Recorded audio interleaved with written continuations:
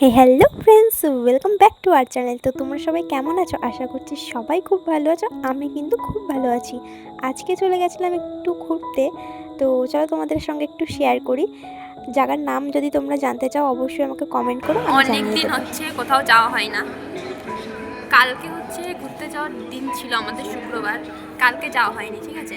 যার জন্য আজকে শনিবার, আজকে ছুটি করিয়েছি, ঠিক আছে? কালকে আমাকে নিয়ে যায়নি কেন?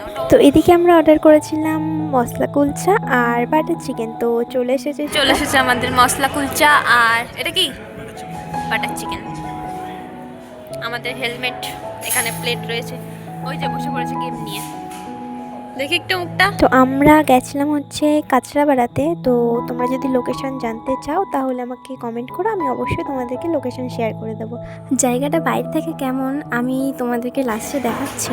আমাদের আজ এখানে আসার কোনো উদ্দেশ্যই ছিল না, আমরা যাচ্ছিলাম সোদপুরে চা খাওয়ার জন্য।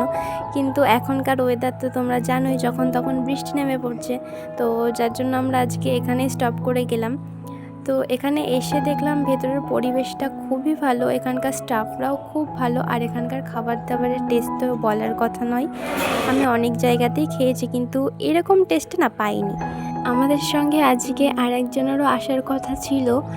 এইবারে এত বৃষ্টি পড়ছে, আমরা যখন বেরিয়েছি তখন থেকেই বৃষ্টি পড়ছিল হালকা হালকা, কিন্তু ভাবলাম যে না, আজকে বেরিয়েছি যতক্ষণ আজকে একটু ঘুরেই আসবো, কিন্তু ওরা বললো যে না, আজকে বৃষ্টি যতক্ষণ পড়ছে আর বেরোবো না। তাই আমরা দুজনেই চলে আসলাম, আর বেশ এনজয় করেছি আমরা। বেরোনোর সময় হালকা হালকা বৃষ্টি পড়ছিল, বেশ ভালো লাগছিল, কিন্তু যখন বাড়িতে ফিরলাম তখন আর বৃষ্টি হয়নি। আমার আইসক্রিমটা গলে গেছে দোষের মধ্যে। আইসক্রিমটা গলার কারণ রয়েছে, আমি যখন খাচ্ছিলাম তখনই আইসক্রিমটা আমাকে দিয়ে গেছিলো। এবারে খেতে খেতে তো একটু টাইম লাগবেই, ততক্ষণে হালকা হালকা গলেছিল। আমি আবার ওনাকে বলেছিলাম যে আপনি একটু ফ্রিজে রেখে খেতে হবে, আমি খাওয়ার শেষে নিচ্ছি, কিন্তু ততক্ষণে তার অতটা তো জমে না আগের মতন। তো এটাই খেতে হবে এখন। আমাদের খাওয়া কমপ্লিট হয়ে গেছে, তারা তোমাদেরকে দেখাচ্ছি জায়গাটা পুরো। জায়গাটা বাইরে থেকে খুবই সুন্দর, বাইরে থেকে শুধু বলবো না, ভেতরটাও খুব সুন্দর। আর সামনে এই দিকটা রয়েছে গাড়ি পার্কিংয়ের জায়গা, আর ওখানেই ওই সাইডটাতে কিছু একটা তৈরি হচ্ছে, এখনও কমপ্লিট হয়নি। হলে অবশ্যই আর একবার আসবো, এসে তোমাদেরকে দেখাবো। এখন হচ্ছে বাড়ি যাওয়ার টাইম, চলো বাড়ি যাওয়া যাক। চলো তাহলে বেরোনো যাক। আর জায়গাটা তোমাদের কেমন লাগলো অবশ্যই কিন্তু আমাকে কমেন্ট করে জানিও। আর যদি তোমরা এখানে কোনো দিন এসে থাকো তাহলেও জানিও।